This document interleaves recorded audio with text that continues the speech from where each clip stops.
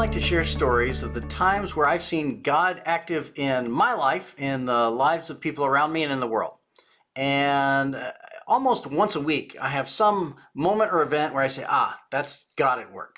And I saw it again this last week, so I want to share that with you today.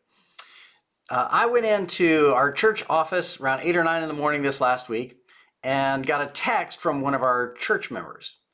And he said, hey, could the church use a new free outdoor patio heater? You know, one of those space heaters that restaurants use when they have a patio and they're going to be people eating outside when the weather's cool. And I said, sure, we have one of those, but we could use another one. I wonder if it matches.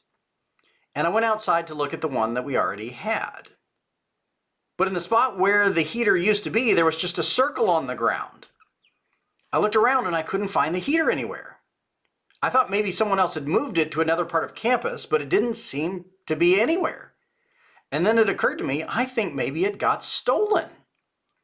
And so we went back through the security videos that the church has, and sure enough, at 2 a.m. that morning, someone had driven onto our church campus with a pickup truck and stolen our patio heater off the church patio. And without me even realizing it was gone, a member of the church texted that very morning and said, could you use a new free patio heater? And I said, of course. I texted him back and I said, this is really a God thing. I didn't even realize this when you texted me. Our heater got stolen last night, so we definitely need one now. He said, in that case, I have 12 to give you. He had 12 free, still in the box patio heaters that he had come up with, and he donated them all to the church. And so the one that had been stolen from us was replaced with 12 brand new ones.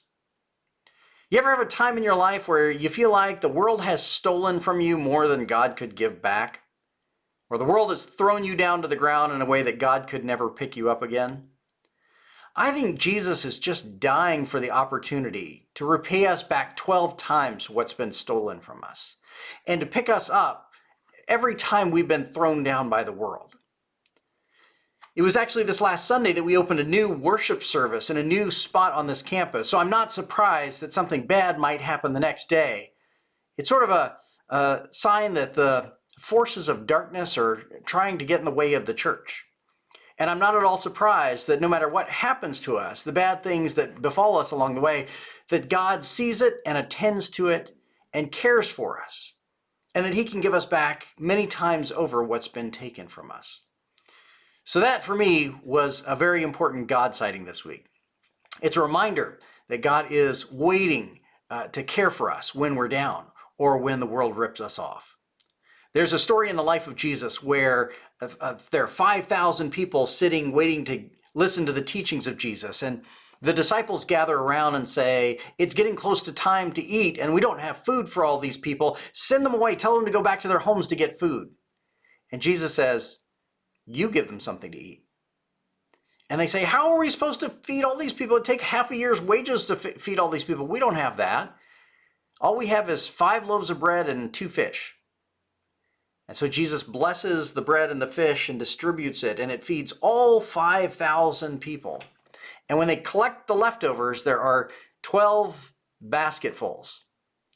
I think that's a number that's reminiscent of the 12 tribes of Israel, the nation of Israel that God has called together, and the 12 disciples that Jesus has called together to be the new Israel.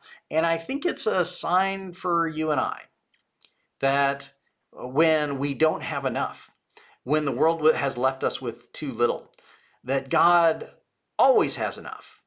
God has enough and more. God has enough in abundance to leave us 12 times over when we didn't think we had enough to begin with. And so that was my God sighting for the week. And I just share that with you to encourage your faith and to say, always trust Jesus. And for whatever ways you feel like you've been stolen from, go to Jesus in prayer and let Him take care of you.